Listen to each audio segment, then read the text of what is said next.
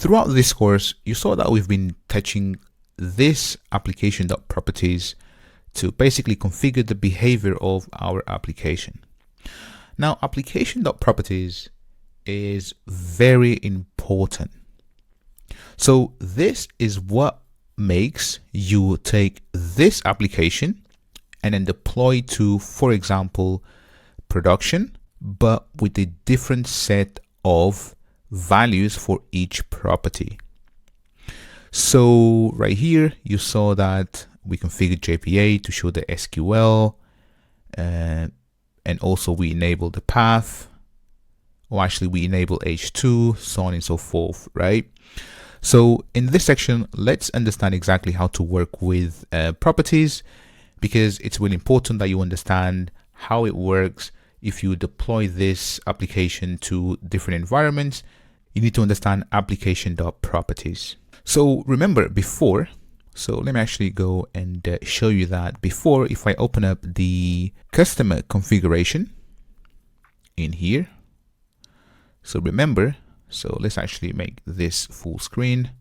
So before, right here, we said add and then value app.use and then fake customer repo. And then basically, if this is not set, then we use false, right? And you saw that we configured this through program arguments. So this is how we can override properties through program arguments or environment variables. So here you saw that we can inject it through here, and basically you can inject, let's say that you want to inject, so in here, actually it's right here. So in here, let's say that you want to inject this, for example, right? So just take that, and then in here, let's just say add and then value, and then use $, and then just paste that in there, right? And now this is a string, and by the way, this cannot be final, so private and then string and then company and then name. So now we have the value from the properties inside here. So let's, inside of this command line runner where we say hooray, let's just say south and then company name. There we go. If I reload the application, there we go. And let's actually, we have so much going on, but hopefully we can find it. So here, hooray command line runner, and then Amigos code. So basically Amigos code here is coming from application.properties, right? So it's coming from here, and we have injected with and then add value, and then this is how we do it, right?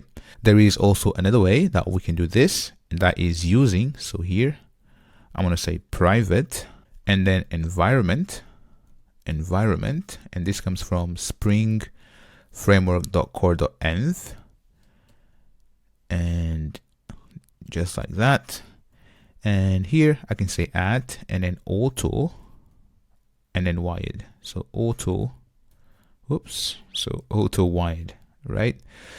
So we're going to auto wire this, and in here it says that field injection is not recommended.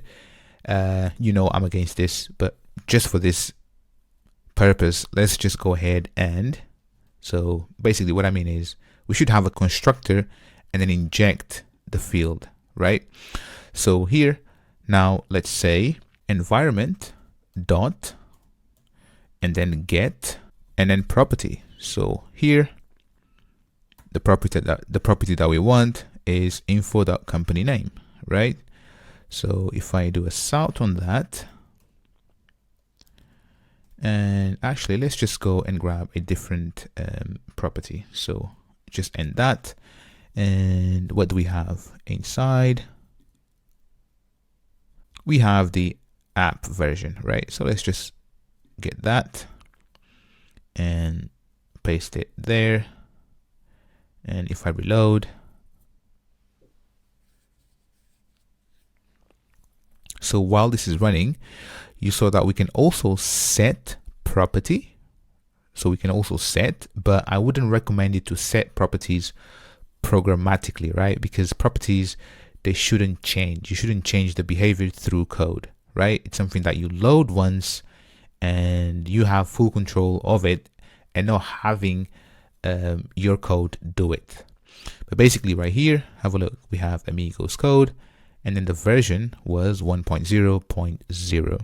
So there we go. These are some of the ways that you can access your properties from application.properties by using either the value, or actually at value, or you can auto wire the environment and then grab every single property.